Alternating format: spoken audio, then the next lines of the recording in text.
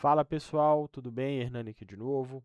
Hoje a gente vai revisitar aqui uma proposta que a gente recebeu, uma proposta inicial, na verdade, né, que a gente recebeu aqui de uma contraparte.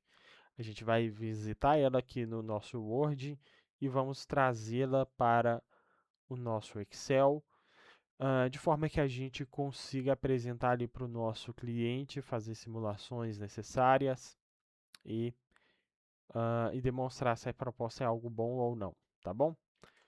Primeiramente, aqui vamos dar uma olhada no nosso Word. Isso aqui é uma LOI, ou seja, uma carta de intenções, tá? Ela não é vinculante. A gente tem aqui o texto inicial, falando que essa carta se trata de uma LOI, ou Letter of Intent. A estrutura da transação seria ali uma aquisição de 100% das ações, com um enterprise value de 13 milhões, tá? Um earnout que poderia chegar até 3 milhões, mas condicionado ao atingimento da receita e do EBITDA. A forma de pagamento seria 5 milhões no ato, 4 milhões após 12 meses e mais 4 milhões após 24 meses do closing. Esse preço seria ajustado ali pela dívida líquida e pelo capital de giro e outros itens não recorrentes ou extraordinários. Teríamos ali uma due diligence confirmatória. Enfim, o restante aqui, o importante aqui, uma exclusividade de 90 dias, no qual a empresa não poderia afirmar ou continuar negociando com outras empresas. E dessa forma, pessoal, essa aqui basicamente foi a proposta, tá? E aí a gente precisou desenhar aqui, redesenhar, na verdade, o earnout, uma proposta que a gente iria enviar aqui para a empresa que está fazendo a aquisição. A gente removeu aqui os dados confidenciais, né, até para não expor aqui nada muito relevante sobre o deal. Adianta você, se essa proposta ela não foi aceita, tá? Ela não seguiu adiante, mas ela pode ser aqui uma boa fonte de estudo para nós, tá bom? Então, a gente voltando aqui para o nosso Excel, nós temos a proposta recebida, que é ali de 13 milhões mais um earnout. A gente iria fazer uma contraproposta do earnout, tá? Para modelá-lo de forma que não seja sim ou não, bateu ou não bateu, e sim colocar ali alguns ranges de atingimento da meta, com o valor ali, a gente iria propor algo um pouquinho superior. Lembrando que os 13 milhões de Enterprise Value, ele está ali na banda inferior do que a gente recomendou no nosso valuation, na nossa última aula. A distribuição de pagamento, que já foi mencionada, né? 5, 4 e 4, com o earnout sendo apurado em 26 e pago em 27. Em conversas ali com a empresa que estava tentando fazer a aquisição, eles mencionaram a necessidade de um dos sócios ficar, o sócio específico era o senhor Lucas, que tinha ali os contatos comerciais, era quase o CEO da empresa. Ele deveria permanecer ali por mais ou menos 12 meses, com remuneração compatível ao do cargo. A gente fez aqui algumas simulações dos múltiplos implícitos, né, dessas propostas, ou seja, se a gente atingisse ali 100% do earnout proposto, era um múltiplo ali de 5,6, se não, seria ali um múltiplo na casa de 4,6 vezes, tá? Considerando o EBITDA de 25. E aí, para a gente modelar o earnout aqui, é algo um pouquinho complexo, então se ficar alguma dúvida, fica à vontade aí para deixar um comentário, tá? Como que funciona aqui? Como eles deram duas metas, né, o meta de EBITDA e meta de faturamento, o que a gente quis fazer? A gente quis flexibilizar um pouco esse pagamento para que não seja ou recebemos os 3 milhões ou não recebemos nada. Então, a gente setou aqui o alvo, que foi a meta que eles passaram, um valor mínimo e um peso para cada uma das metas. No qual eu quero entender aqui, eu quero apurar se o crescimento, quanto por cento do crescimento proposto foi atingido. Como que eu faço isso? Primeiro eu pego qual foi, no caso, o faturamento ou o EBITDA, né? O item, o indicador, qual foi o realizado durante o período de 2026, menos o que foi realizado em 25, ou seja, eu tenho aqui o valor completo, o valor nominal de quanto foi o crescimento, e eu vou dividir isso pela meta, né? Pelo faturamento meta menos o realizado de 25, ou seja, quanto que eu realizei de crescimento entre 25 e 26, dividido por quanto que eu deveria ter sido o crescimento para bater 100% da meta, de 25 para 26. O mesmo para o faturamento, o mesmo para o EBITDA. E aí a gente adicionou aqui o peso, né, de faturamento de EBITDA, 35% para o faturamento e 65% ali para o EBITDA, ou seja, atingir os 5%, os 5 milhões de EBITDA é mais representativo aqui para o recebimento, ou para a performance ou outperformance, do que atingir os 35 milhões de faturamento, beleza? E aí a gente conseguiu construir aqui um mini simulador, tá bom? Esse aqui é amarelo, isso. O faturamento de 35 milhões, o EBITDA de 5 milhões, eu atinjo 100% da meta, porque é justamente o alvo. Se for abaixo do mínimo, em qualquer uma das metas, eu recebo 0, beleza? Então, eu precisava atingir mais do que o mínimo em ambas para receber alguma coisa. Vamos supor que eu outperformasse aqui na meta de faturamento, tá? Na hora que eu fizesse aqui o ponderado, nesse caso batendo 45,5 milhões, na hora que eu fizesse aqui o ponderado das duas, eu atingiria 150. Mas o máximo permitido aqui do meu atingimento seria 140%, no qual eu receberia 120% do earnout. O earnout era 3 milhões, 120%, daria aqui 3,6 milhões. Se eu viesse aqui e underperformasse, ou seja, vamos supor que eu atingi 33% aqui e 4 milhões e meio de EBITDA. Na hora de fazer aqui o ponderado, eu teria atingido 75%. Dentro da minha tabela aqui, 75% mais próximo, arredondado para baixo, é o 70%. Atingindo 70% da minha meta, eu ganharia 30% do meu earnout, tá bom? E aí 30% de 3 milhões daria aqui 900 mil. Se vocês não tiverem entendido qualquer ponto, pode entrar em contato que eu ajudo vocês. Estou aqui para realmente auxiliá-los, tá bom? Com isso, pessoal, isso aqui era uma proposta que nós enviaríamos, né, para a empresa que estava tentando fazer a aquisição. Porque o que eles queriam basicamente era, cara, bateu 35 milhões e bateu de faturamento e 5 milhões de EBITDA, recebe mais 3 milhões. Não bateu, não recebe porra nenhuma, não recebe nada. Alterando isso aqui, a gente tinha uma flexibilidade um pouquinho maior e poderia até mirar um recebimento um pouquinho maior ali de earnout, beleza? E aí entra uma parte muito sensível, muito importante aqui da nossa análise, que é saber quanto de fato o nosso cliente vai colocar no bolso. Quanto de fato o nosso cliente vai colocar no bolso, tá? E aí a gente tem que, de capital social, a gente precisa fazer essa análise, né? Ver quem são os sócios, quanto cada um tem ali da empresa. Nós temos aqui o senhor Lucas com o percentual maior, e ele inclusive era ali, sempre foi o cara mais ligado ali à parte comercial e o CEO da empresa. Então ele tinha ali 40% das ações. O senhor Reginaldo e a Marluce eram casados, eles dividiam ali 60% das ações da empresa. A dona Marluce nem atuava mais, tá? Só o senhor Reginaldo que continuava ali na empresa. E aí, com isso, a gente vê aqui quanto que tem de capital social lá na empresa, que é 2 milhões. E aí, para a gente saber quanto que de fato eles ganhariam, eles receberiam, a gente precisava ajustar aqui a tributação, fazer o cálculo da tributação. Como que funciona o cálculo da tributação? Primeiro, a gente precisa estruturar a transação. No nosso caso aqui, seria uma transação de aquisição das ações, ou seja, as pessoas físicas eram detentoras das ações e aí elas venderiam essas ações diretamente para outra empresa, ok? Não tinha ali um planejamento tributário rebuscado, nada do tipo, tá? A gente poderia ter aqui, por exemplo, uma holding, ou algum outro veículo que fizesse uma intermediação aí, uma possível redução da carga tributária na hora da venda dessa empresa, tá?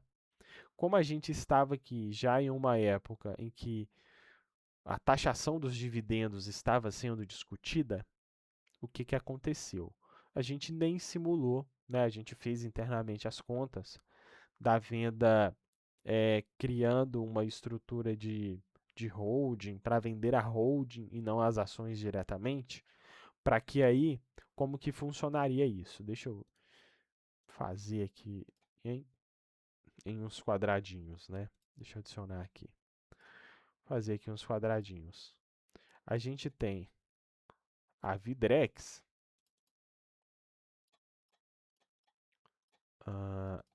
e aí a Vidrex aqui, e aí nós tínhamos os sócios. Sócio 1, sócio 2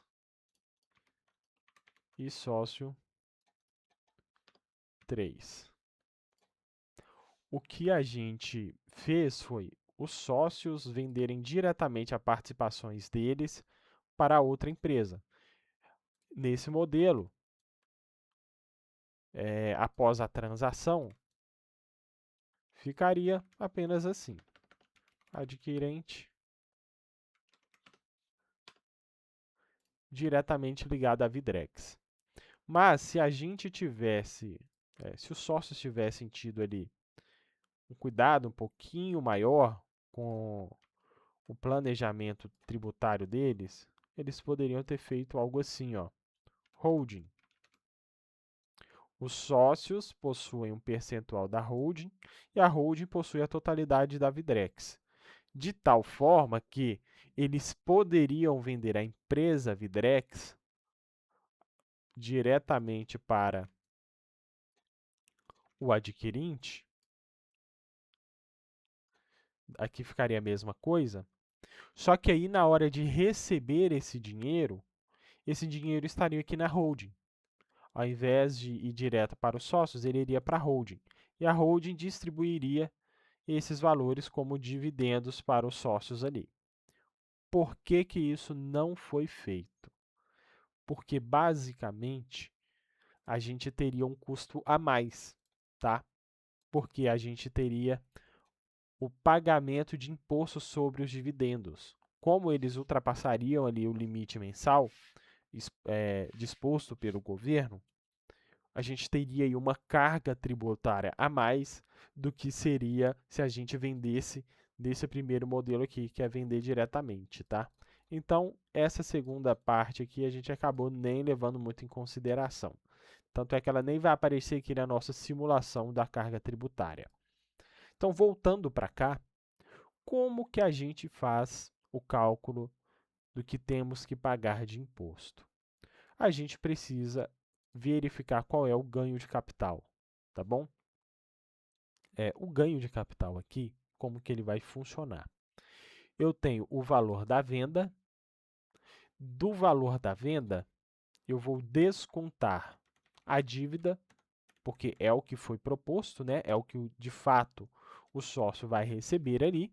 Então seria mais ou menos isso aqui que entraria no bolso dos acionistas. Só que do bolso dos acionistas eu ainda preciso descontar a comissão que eles pagariam para nós, que estávamos assessorando a transação.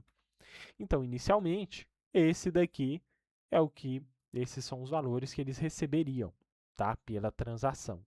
Mas, na hora de calcular o ganho de capital, eu posso deduzir o meu custo de aquisição. O custo de aquisição de uma empresa é o patrimônio líquido dela, tá? Aqui está. Na hora que eu deduzo aqui o que eu receberia do patrimônio líquido, eu tenho o ganho de capital. E aí, do ganho de capital, sim, eu vou aplicar as alíquotas pertinentes, tá? Atualmente, como que funciona? Se eu tiver o ganho de capital acima de 5 milhões, até 5 milhões, eu pago 15%. O que excede 5 milhões, mas fica abaixo de 10 milhões, eu pago 17,5%. O que excede 10 milhões, mas fica abaixo de 30 milhões, eu pago 20%. E o que exceder 30 milhões, eu pago 22,5%, que é exatamente o que está aqui nesse quadrinho, tá bom? Então, vamos lá. Qual que é o ponto? Se eu recebesse 100% à vista, não teria muita coisa mais para a gente olhar. Eu pagaria aqui 350 milhões, 350 mil, né? No ato do recebimento. Porém, o nosso pagamento ele está parcelado ao longo do tempo. Né? Como ele está parcelado ao longo do tempo, eu vou pagar o imposto conforme eu recebo, tá? Conforme eu for recebendo o recurso ali de quem está fazendo a aquisição, eu vou pagando aqui, gerando a DARF e pagando o imposto para o governo. Então, dessa forma, como que ficaria aqui a nossa transação? Lembrando que eles fizeram 3 parcelas mais o earnout, tá? Aqui ainda sem considerar o earnout, vamos supor aqui um cenário onde a gente não batesse o mínimo necessário, o que a gente conseguiu fazer aqui? Lembra que a parcela inicial era de 5 milhões, a segunda de 4 milhões e a terceira de 4 milhões. Porém, eu preciso descontar a dívida líquida. Se eu pegasse aqui e descontasse 100% da dívida líquida, esses sócios não receberiam nada, tá? Porque eles ainda teriam que pagar o success fee e parte do imposto. Então, ao invés de... O imposto não, né? Porque eles não estariam recebendo nada. Mas não teria nem recurso suficiente para pagar o success fee da transação. Então, a nossa negociação foi, cara, vamos dividir aqui essa dívida líquida. Você abate parte em 25, parte em 26, tá? E aí, dessa forma, o acionista, né, que é quem está colocando dinheiro de fato, ele teria que colocar um pouco mais de dinheiro no início da aquisição e um pouco menos no ano seguinte, né, no ano 2. E aí, como que ficou isso daqui? A gente dividiu por 2, então aquela parcela de 5 milhões menos a metade da dívida líquida, ficou aqui algo em torno de 2,8 milhões. Ele pagaria aqui 650 mil de success fee, sobraria para ele algo em torno aqui de 2 milhões e 150, mas pagaria aqui algo em torno de 100 mil de imposto. Então, ficaria no caso aqui, eles receberiam de fato, tá, o dinheiro que entraria no bolso deles, ficaria aqui na casa de 2 milhões e 50 no ano 1. No ano 2, eles não têm mais success fee para pagar, mas ainda recebem aqui algo em torno de 1 milhão e 800, pagam ali cerca de 80 mil de imposto e ficam ali com 1 milhão e 700. No ano 3, eles não têm mais nada da dívida líquida para ser descontada, ganhariam ali 4 milhões, pagariam o equivalente a 177 mil de imposto e receberiam ali 3 milhões e 800, totalizando 7 milhões e meio, de fato. Ou seja, de uma proposta de 13 milhões, colocaram no bolso 7 milhões e meio, ok? Se a gente considera que haverá earnout, a gente tem a questão um pouquinho diferente aqui, tá? Por quê? Porque aí, como eu estou fazendo o cálculo aqui ex post, ou seja, eu não sei se vai receber de fato o earnout. Eu só vou saber se vai de fato receber o earnout lá na frente. Mas eu já estou calculando aqui o impacto financeiro, tá? O mais correto, né, o 100% correto, seria fazer a conta aqui do earnout, ver aqui a diferença desses dois e pagar tudo aqui de uma vez, tá? A gente manteria esse igual esse aqui, né? Porque a gente ainda não sabe se vai ter ou não vai ter o earnout. Aqui eu sei se tem ou não o earnout. E aí eu pago aqui o valor referente ao ganho de capital. E aí, dessa forma, de uma proposta de 16 milhões, eles estão levando para casa pouco mais de 10 milhões. Tá? Aqui no cenário de imposto, como excedeu um pouquinho aqui os 5 milhões, eu pago 17,5% em cima de 341 mil, que é esse valor aqui, que é a diferença, né? Se eu somar os dois ganhos de capital, vai dar exatamente o total de ganho de capital que está aqui. E dessa forma, pessoal, assim, os sócios não aceitaram a proposta, tá? Imagina, você tem aqui uma proposta de 13 milhões, mas leva para casa 7 milhões e meio, os sócios acabam ficando ali um pouquinho frustrados, principalmente quando você considera que essa curva, né? Porque você já não tem mais a empresa aqui, no caso, cerca de 2 milhões, você deixa de ter acesso àquela renda em troca de 2 milhões e fica com o seu recurso preso ali ao longo do tempo. Se a gente avaliar, se a gente avaliar aqui o que eles tiravam de dividendos, olha, deu aqui 2,6 milhões no ano anterior, né, ao que eles estavam vendendo. Ou seja, sem fazer nada, sem vender a empresa, eles tinham tirado mais dinheiro do que tirariam vendendo a empresa, tá? Então acabou que essa transação ela não foi para frente, tá? E o curioso é que assim, eles tinham aqui um custo de aquisição bem relevante, bem alto, tá? Aqui cerca de 5 milhões e meio.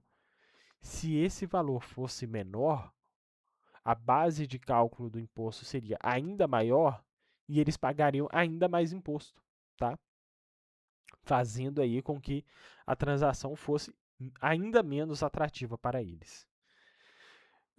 Pessoal, é isso, tá? O que eu queria passar aqui para vocês hoje. A gente revisou ali a proposta recebida, a LOI recebida.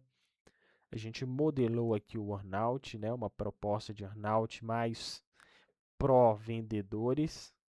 E a gente fez aqui também o cálculo dos cenários de tributação para saber quanto que de fato os sócios receberiam ali no bolso, né? E em qual prazo. Espero que vocês tenham gostado. Desculpa. Espero que vocês tenham gostado aí. Se tiver ficado alguma dúvida, deixa nos comentários. Estou aqui para ajudar vocês. Se você tiver gostado do vídeo, deixa aí um joinha, deixa o gostei aí. Considere se inscrever no canal se você quiser. E é isso, pessoal. A gente se vê aí no próximo vídeo. Tchau, tchau.